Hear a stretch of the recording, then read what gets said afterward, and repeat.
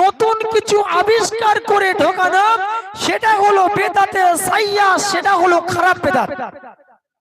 তো তাদের ভাষায় তারা বলে থাকে যে মাওলানা আজান কাসির রহমাতুল্লাহ আলাইহি ওরা নামাজের মধ্যে হাক্কানি দরুদ ঢুকিয়েছে, নামাজের মধ্যে ওয়াজিবা ঢুকিয়েছে, নামাজের মধ্যে সূরা ফাতিহা, সূরা ইখলাস, ফালাক, নাস ওয়াজিবা হিসাবে এটা ওরা ঢুকিয়েছে না। এটা তারা বলে, আসলে তারা জানে না এটা আমরা নামাজের মধ্যে ঢোকাই না, অর্থাৎ বেদাত বলার কোনো জায়গা নাই। আচ্ছা আপনারা বলুন, আমরা যে হাক্কানি দরুদ পড়ি, পৃথিবীর মধ্যে সবথেকে বড় ইবাদতের নাম কি? নামাজ। তাহলে নামাজের মধ্যে আমরা কোন দরুদ পড়ি? দরুদ ইব্রাহিম। তাহলে হাক্কানি দরুদ পড়ি না। তাহলে হাক্কানি দরুদ আমরা কখন পড়ি? নামাজের আগে কিংবা নামাজের পরে।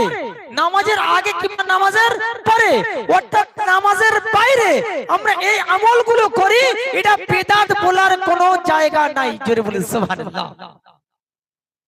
কথা কি বোঝাতে পারলাম?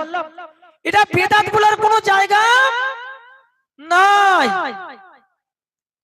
তাহলে আমরা ইবাদতের মধ্যে নতুন করে কোনো কিছু আবিষ্কার করে ঢোকাই না। এবার আছে 300 দরুদের বেশি দরুদ আছে, 300 দরুদের বেশি দরুদ আছে। তো আমার কামেল মুর্শিদ জামানার পীর, জামানার মুর্শিদ সুফি আজান কাসির রহমাতুল্লাহ আলাইহি তিনি সমস্ত জায়গা থেকে এই 300 দরুদ তিনি সাজিয়ে তিনি বললেন যে তোমরা যদি এই হাক্কানি দরুদটা পড়ো, তাহলে 300 দরুদ পড়ার ফয়েজ বরকত তোমার নামে আমলে দেবে কে? কে দেবে? আমার আল্লাহ পাক রব্বুল আলামিন। জোরে বলি সুবহানাল্লাহ। এখন যারা বলে দরুদ পড়া বেদাত, যারা বলে দরুদ পড়া শিরক, এই দরুদ কোরআনে কোথায় আছে, হাদিসে কোথায় আছে?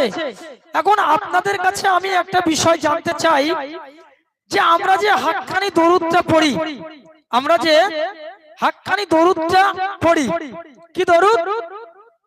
যে আল্লাহুম্মা সাল্লি ওয়া সাল্লিম ওয়া বারিক আলা আবদিকা রাসূলিল কারীম রাহমাতুল লিল আলামিন শাফিল মুজনাবিন সাইয়্যিদিনা মাওলানা নবিয়ানা মুহাম্মাদু ওয়া আলা আলিহি ওয়া আহলি বাইতি ওয়া আওলাদিহি ওয়া যুররিয়াতিহি ওয়া আজওয়াজিহি ওয়া সাহবিহি ওয়া আউলিয়াহি ওয়া উম্মতি আজমাইন কামা সাল্লাইতা ওয়া সাল্লামতা ওয়া বারাকতা ওয়া রাহিমতা আলা সাইয়্যিদিনা ইব্রাহিম ওয়া আলা আলি সাইয়্যিদিনা ইব্রাহিম ইন্নাকা হামিদুম মাজিদ। এই যে দরুদটা পড়লাম, এটা বাংলা দরুদ পড়লাম না আরবি পড়লাম? কি বললাম? আরবি। এবার তিনি আরবিতে দরুদটা সাজালেন কেন? কারণ আরবি প্রতি অক্ষরে তার নামে আমলে 10টা করে নেকি দেওয়া হয়। পৃথিবীর কোন বাংলা বই, বাংলা কিতাব যদি কেউ পড়ে, প্রতি অক্ষরে 10টা করে নেকি দেওয়া হবে, কেউ বলতে পারবে না। কিন্তু বাংলা পড়লে নেকি দেওয়া হয় না, আরবি পড়লে নেকি দেওয়া হয়। তাই তিনি এই ওজিফাটা আরবিতে দিলেন। কিন্তু আমরা তো বাংলার মানুষ, বাংলার মানুষ না, কিন্তু বাংলার মানুষ আরবি পড়তে পারে না, পারে না, পারে না, পারে না। তো আরবি পড়লে যদি নেকি বেশি হয়, তাহলে বাংলা পড়া ভালো না আরবি পড়া ভালো? এইটার মানে যদি বাংলাতে করে কি হবে? আমরা এখানে এইটাই বলছি, হে আল্লাহ তোমার রহমত, শান্তি, বরকত অবতীর্ণ করো তোমার মনোনীয় বান্দা ও দয়ালু রাসূল সাল্লাল্লাহু আলাইহি ওয়াসাল্লামের উপর। কি বললাম? রাসূল সাল্লাল্লাহু আলাইহি ওয়াসাল্লামের উপরে তোমার রহমত, শান্তি, বরকত করুন।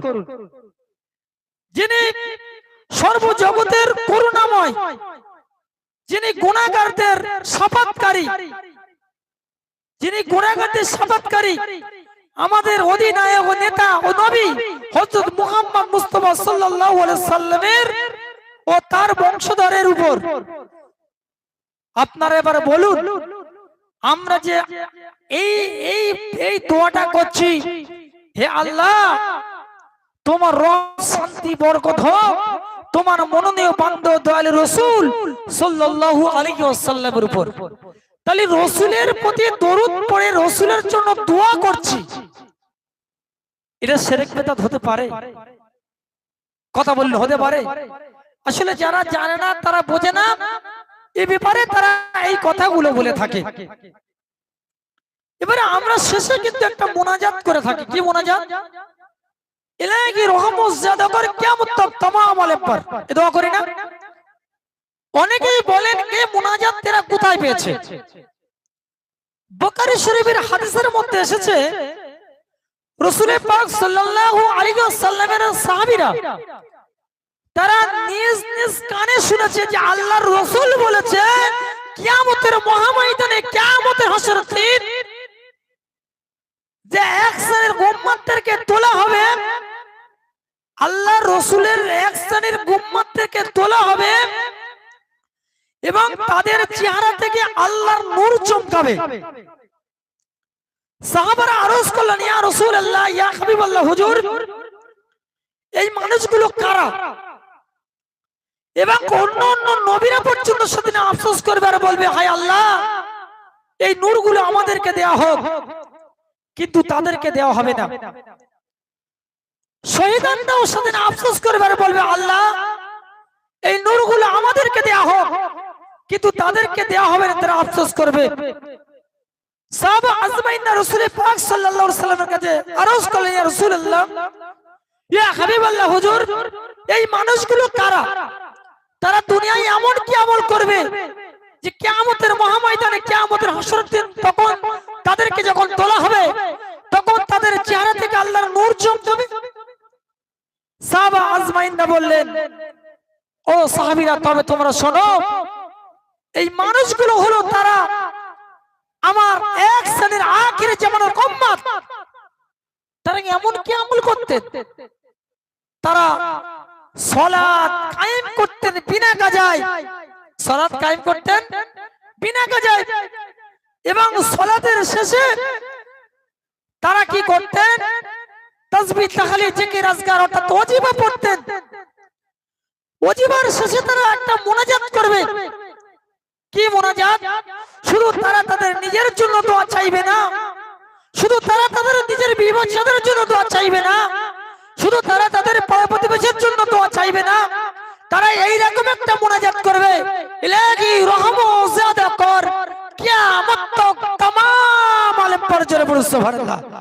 তো এই হাদিস দ্বারা স্পষ্ট প্রমাণিত হয় জামানার পীর জামানার মুর্শিদ সুফি আজান গাছ রহমাতুল্লাহ আলাইহি 1876 খ্রিস্টাব্দে তিনি হাক্কানি আঞ্জুমান প্রতিষ্ঠা করে এমন একটা ওয়াজিবা আনলেন আর তিনি সর্বপ্রথম বললেন বাবা তোমরা বিনা কাজায় 5 ওয়াক্ত নামাজ পড়বেন আর নামাজের শেষে তোমরা কিছু তাসবিহ তাহলিল অর্থাৎ এই জিকির আজকার অর্থাৎ এই ওয়াজিবা অর্থাৎ একটু কোরআন তেলাওয়াত করবে আর শেষে তোমরা একটা মোনাজাত করবে।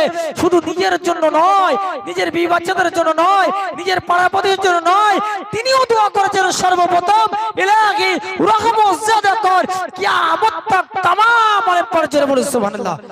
এই হাদিস দ্বারা স্পষ্ট প্রমাণিত হয় যে সমস্ত পীর ভাই পীর বোনেরা 5 ওয়াক্ত নামাজ বিনা কাজায় পড়বে, 5 ওয়াক্ত ওয়াজিবা পড়বে আর শেষে এইরকম একটা মোনাজাত করবে ইলাহি রহমত জ্যাদা কর কিয়ামত তক तमाम আলেম পর কাল কিয়ামতের মহাময়দানে কিয়ামতের হাসরের দিন যখন তোলা হবে তখন তাদের চেহারা থেকে আল্লাহর নূর চমকাবে। জোরে বলুন সুবহানাল্লাহ। আর জোরে হবে না সুবহানাল্লাহ। কি আলোচনা ঠিক হচ্ছে না ভুল হচ্ছে বাপ? আচ্ছা কারা কারা ঠিক হচ্ছে হাত তোলেন তো দেখি। মাশাআল্লাহ। আচ্ছা আমি বয়ান করে চলে যাব, কালকে বলবেন না তো যে ভুল বলেছেন? যদি বলেন আজকে আমার কাছে বলবেন, হ্যাঁ কালকে বলবেন না। পিছনে কি পথ করা সেটা গোনা। আপন নিজের মোরা ভাইয়ের গোশত খাওয়ার সমান। আমি যদি ভুল কথা বলে থাকি আমি তো আপনাদের ভাই, তাই না? তো ভাই হিসেবে ভাইয়ের কাছে জানবেন যে ভাই আপনি এটা কোথায় পেলেন, কোথা থেকে বললেন। তো ইনশাআল্লাহ আমি আপনাদেরকে কিতাব থেকে দেখিয়ে দেব। আমি যখন যেখানে আলোচনা করি আপনারা শুনেছেন জানেন আমি কোরআন এবং হাদিস থেকে শুরু করি এবং কোরআন এবং হাদিস থেকে প্রমাণ করার চেষ্টা করি যে হাক্কানি আঞ্জুমান মাওলানা সুফি মুফতি আজান গাছ রহমাতুল্লাহ আলাইহি একটা সংগঠন এবং এই সংগঠনের কাজ কোরআন এবং হাদিসের সঙ্গে মিল আছে। যেটা বলে এটা আমরা জানি না, এটা আমরা বুঝি না। এইবারে বলবেন যে ভাই তাহলে আপনার কথা মেনে নিলাম, নামাজ পড়বো, রোজা করব, হজ করব, যাকাত দেব, দান সদকা করব, কিন্তু পীর ওলি আল্লাহর দরবারে কেন যাব? পীর কেন মানবো? এটা মনের প্রশ্ন মানুষের জেগে আসে।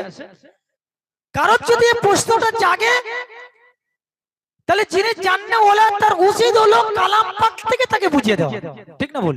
কালাম পাক থেকে তাকে বুঝিয়ে দেওয়া। আচ্ছা ভাই, আপনারা বলুন, যারা পীর মানে তারাও নামাজ পড়ে, যারা পীর মানে না তারাও নামাজ পড়ে, পড়ে না? পড়ে না? পড়ে না? নামাজের মধ্যে আমাদের একটা সূরা পড়তে হয়, যে সূরা ছাড়া নামাজ হয় না। কোন সূরা বলেন তো? কোন সূরা? সূরা ফাতিহা। যেহেতু সময় কম, সূরা ফাতিহাটা আপনারা সবাই পড়তে পারেন, আমি আর পড়ছি না। এটার মানেটা কি? এটার মানে হচ্ছে আলহামদুলিল্লাহি রাব্বিল আলামিন,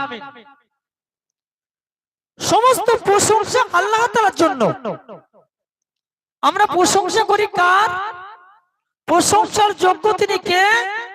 একমাত্র আল্লাহ, যিনি বিশ্ব জগতের প্রতিপালক, যিনি পরম করুণাময় অশেষ দয়ালু, যিনি বিচার দিনের মালিক।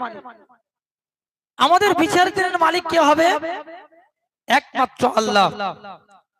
আমরা কেবল তোমার ইবাদত করি এবং তোমার কাছে সাহায্য চাই। আমরা ইবাদত কার করি? আল্লাহর। সাহায্য কার কাছে চাই? আল্লাহর কাছে। আমরা বলছি, হে আল্লাহ, আমাদেরকে সরল সঠিক পথ প্রদর্শন করো। কোন পথ? সরল এবং সঠিক পথ। এবার সঠিক পথ কোনটা? নামাজের মধ্যে আমরা এটা বলি, ইহদিনাস সিরাতাল মুস্তাকিম, ওই সমস্ত লোকদের পথ। এখানে লোক কথা উল্লেখ আছে না নাই? আমরা এখানে বলি, আল্লাহ ওই সমস্ত লোকদের পথ যাদেরকে তুমি নিয়ামত দান করেছো, যাদেরকে তুমি পুরস্কৃত করেছো, যাদেরকে তুমি ইনাম দিয়েছো। আল্লাহ, যাদেরকে তুমি যে পথে পরিচালিত করেছো, তুমি আমাদেরকে সেই পথে পরিচালিত করো। জোরে বলুন, তারা কারা? পবিত্র কোরআন সূরার নাম সূরা নিসা, আয়াত নম্বর 59। আল্লাহ এই আয়াতে কারিমের মধ্যে তাদের ব্যাপারে বলেছে, মিনান নাবিয়িন ওয়াস সিদ্দিকিন ওয়াস শুহাদা ওয়াস সালিহিন ওয়া হাসুনা উলাইকা রফিকা। মিনান নাবিয়িন, তোমরা আমার নবীর ইতাআত করো। নবী যে পথে পরিচালিত হয়েছে তোমরা সেই পথে পরিচালিত হও। নবীকে আমার আল্লাহ যে পথে পরিচালিত করেছে তোমরা নবীর আদর্শে আদর্শিত হও। এবং সিদ্দিকিন যারা সত্যবাদী, তারা যে পথে চলেছে তাদের পরে পরিচালিত, তোমরা সেই পথেই পরিচালিত হও। এবং শুহাদা, যারা আল্লাহর রাস্তায় শহীদ হয়েছে, তারা যে পথে পরিচালিত করেছে, আল্লাহ তাদেরকে যে পথে পরিচালিত করেছে, তোমরা সেই পথের প্রতীক হয়ে যাও, সেই পথে তোমরা চলো। ইয়া আইয়ুহাল্লাযীনা আমানুত্তাকুল্লাহা ওয়া কুনু মাস-সাদিকিন, ওই সমস্ত সত্যিকিন, ওই সমস্ত সত্যবাদী যাদেরকে আল্লাহ তাআলা ইনাম দান করেছে, যাদেরকে আল্লাহ তাআলা পুরস্কৃত করেছে, তাদেরকে আল্লাহ তাআলা যে পথে পরিচালিত করেছে তোমরা সেই পথের পরিচালিত হয়ে চলো। জোরে বলি সুবহানাল্লাহ। তাহলে ওলি আউলিয়াদের মানার কথা আল্লাহ বলেছে না বলেনি? তাহলে নামাজে আমরা বললাম এক, যদি করি আর এক, এটা ভুল হবে না? ভুল হবে না? হবে না? আপনারা বলুন। এখন এক শ্রেণীর কিছু মানুষ তারা বলে যে ওসিলা কেন মানবো, ওসিলা কেন ধরবো? এখন ওসিলা ধরার কথা কোরআনে কারিমের মধ্যে যদি থাকে আমরা ওসিলা ধরবো তো? পবিত্র কোরআনে কারিমের মধ্যে আল্লাহ সুবহানাহু ওয়া তাআলা বলেছেন, বিসমিল্লাহির রহমানির রহিম, ইয়া আইয়ুহাল্লাযীনা আমানুত্তাকুল্লাহা ওয়াবতাগু ইলাইহি ওয়াসিলা। আল্লাহ বলে, হে ঈমানদারগণ, তোমরা আল্লাহকে ভয় করো এবং আল্লাহ পর্যন্ত পৌঁছানোর জন্য ওয়াবতাগু ইলাইহি, তোমরা ওসিলা অন্বেষণ করো। যারা বলুন কোথায়? সূরার নাম সূরা মাঈদা, আয়াত নাম্বার 35। তাহলে ওসিলা ধরার কথা কে বলেছে? আল্লাহ বলেছে। আল্লাহ বলছে জেনে রাখো নিশ্চয়ই যারা আল্লাহর ওলি, পবিত্র কোরআন সূরার নাম সূরা ইউনূস আয়াত নাম্বার 62। আল্লাহ বলছে জেনে রাখো নিশ্চয়ই যারা আল্লাহর ওলি তাদের কোনো ভয় নাই, তাদের কোনো চিন্তা নাই। জোরে বলে সুবহানাল্লাহ। তাহলে ওলিদের কোনো চিন্তা আছে? ওলিদের কোনো ভয় আছে কি? এবারে এই ওলি আউলিয়াদের ওসিলা অনেকেই মানতে চায় না। আমি আজকের কোরআনে কারীম থেকে ওলি আউলিয়াদের ওসিলা মানতে হবে এটা প্রমাণ করাবো। স্থানের ওসিলা ধরে দোয়া চাওয়া এটাও শরিয়াতে জায়েজ, বস্ত্র ওসিলা ধরে দোয়া চাওয়া এটাও শরিয়াতে জায়েজ, এবং ব্যক্তির ওসিলা ধরে দোয়া চাওয়া এটাও শরিয়াতে জায়েজ। যারা বলেন পবিত্র কোরআনে কারীমের মধ্যে আল্লাহ সুবহানাহু ওয়া তাআলা বলেছেন বিসমিল্লাহির রহমানির রহিম ইজ ক্বালাত ইমরাআতু ইমরানা রব্বি ইন্নী নাজারতু লাকা মাফি বারদি মুহাররারু ফাতাকাব্বাল মিন্নী ইন্নাকা আনতাস সামিউল আলিম। পবিত্র কোরআন সূরার নাম সূরা আল ইমরান আয়াত নাম্বার 35। এই স্থানের ওসিলা ধরে দোয়া চাওয়া জায়েজ এটা আমি প্রমাণ করাবো। এই আয়াতে কারীমের মধ্যে আল্লাহ সুবহানাহু ওয়া তাআলা সুন্দর একটা ঘটনা দিলেন যে ইমরান আলাইহিস সালামের নামে একটা সূরা নাজিল হলো। ইমরান আলাইহিস সালাম তিনি ছিলেন একজন নবী। তিনি কি ছিলেন? তিনি ছিলেন একজন নবী। তো ইমরান আলাইহিস সালামের স্ত্রী, ইমরান আলাইহিস সালামের স্ত্রী বলেছিলেন হে আমার রব, তিনি বলেছিলেন হে আমার রব নিশ্চয় আমি তা কামনা করি আপনি আমার একটা সন্তান দেন। তিনি বলছেন ইয়া আল্লাহ তাআলা তুমি আমার একটা সন্তান দাও। যদি আল্লাহ তুমি আমার একটা সন্তান দাও তাহলে আমি ওই সন্তানকে বাইতুল মুকাদ্দাসের খাদেম বানাবো। কি বানাবো? বাইতুল মুকাদ্দাসের খাদেম বানাবো। ওইটা একটু ঘুরে দেন না, ঠিক ছিল তো। এখন আচ্ছা থাক, মাওলানা সাহেব বলছে তো যাই হোক, এখন আল্লাহ পাক রব্বুল আলামিন ইমরান আলাইহিস সালামের স্ত্রী যে মানত করলেন, তিনি যে নিয়ত করলেন, তার নিয়তকে আল্লাহ সুবহানাহু ওয়া তাআলা কবুল করে নিয়ে তার একটা সন্তান দিলেন। সন্তানটা হলো মেয়ে সন্তান। সন্তানটা কি সন্তান? মেয়ে সন্তান। কিন্তু তিনি চাইলেন কি সন্তান? একটা সন্তান চাইলেন শুধু, তাই না? তিনি বললেন কি যে আল্লাহ তুমি যদি আমার একটা সন্তান দাও তাহলে আমি বাইতুল মুকাদ্দাসের খাদেম বানাবো। আচ্ছা আপনাদের এলাকায় যে মসজিদ আছে, আপনি যদি নিয়ত করেন যে আল্লাহ তুমি যদি আমার একটা সন্তান দাও তাহলে আমি এই আমার পাড়ার মসজিদের খাদেম বানাবো, তাহলে মসজিদের খাদেম মহিলা না ছেলে হয়? কথা বলুন, ছেলে। তাহলে নিশ্চয় তিনি যে মানত করেছিলেন, আল্লাহর কাছে যে সন্তান চেয়েছিলেন, সেই সন্তানটা নিশ্চয় মেয়ে নয়, সেটা হলো ছেলে। ছেলে চেয়েছিলেন। কিন্তু আল্লাহ মানুষের অন্তরের খবর জানে না?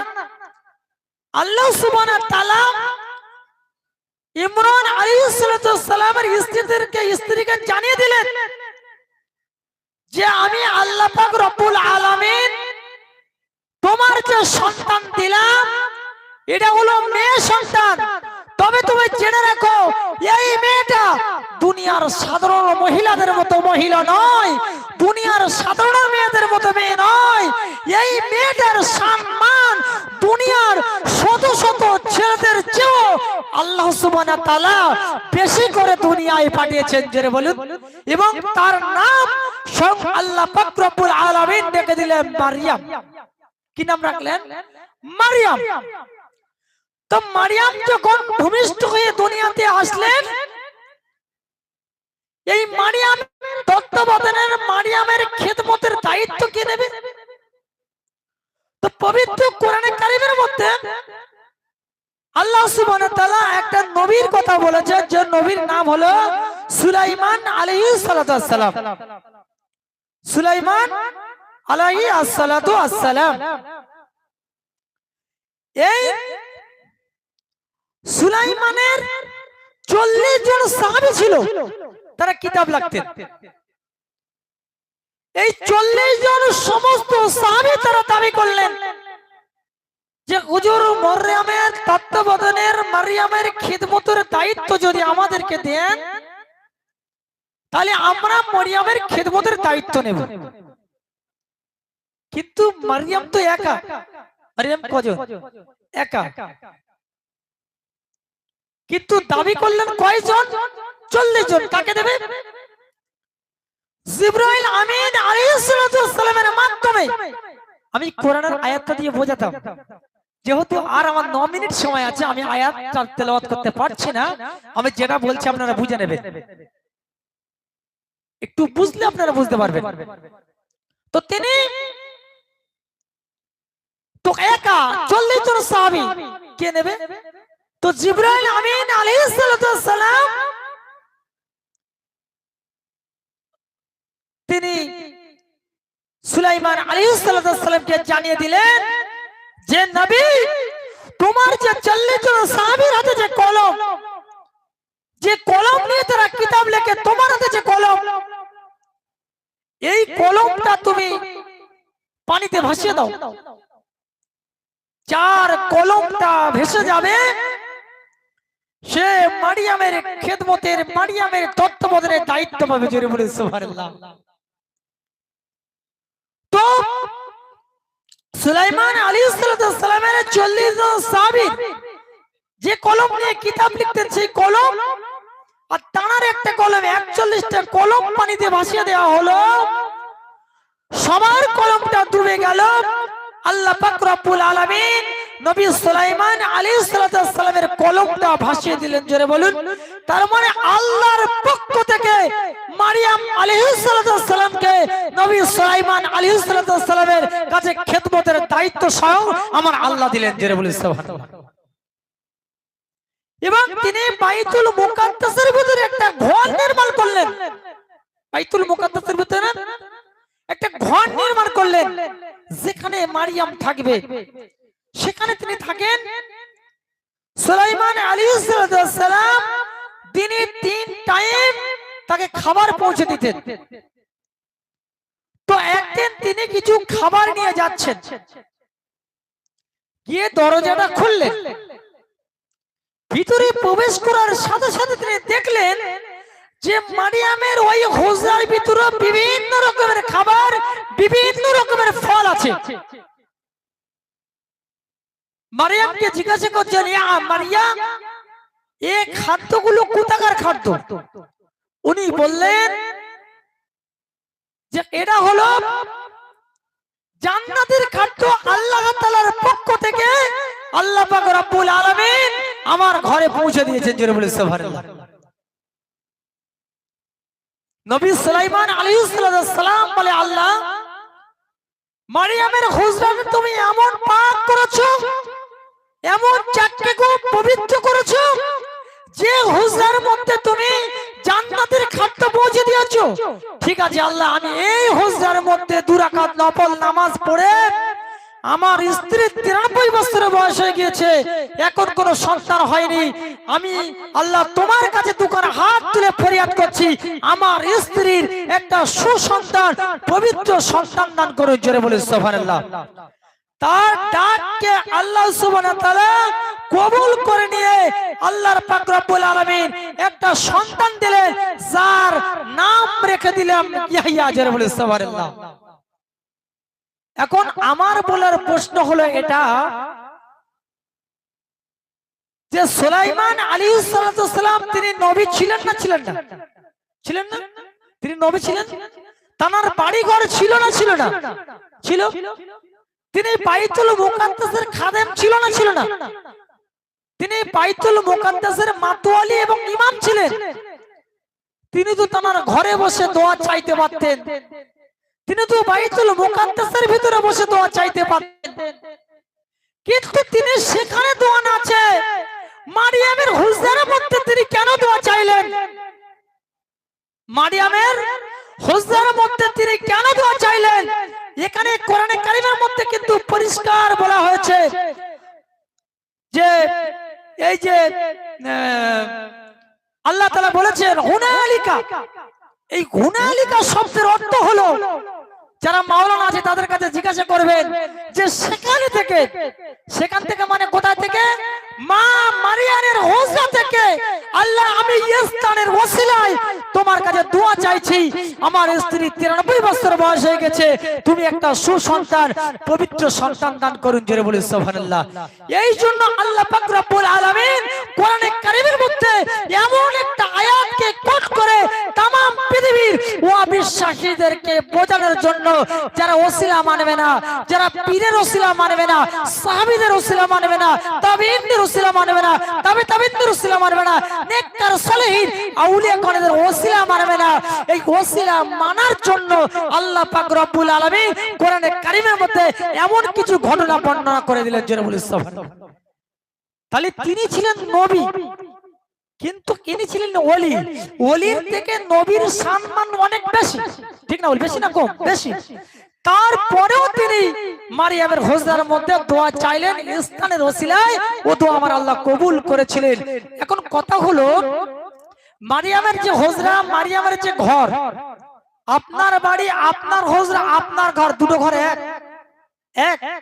কখনো এক নয়।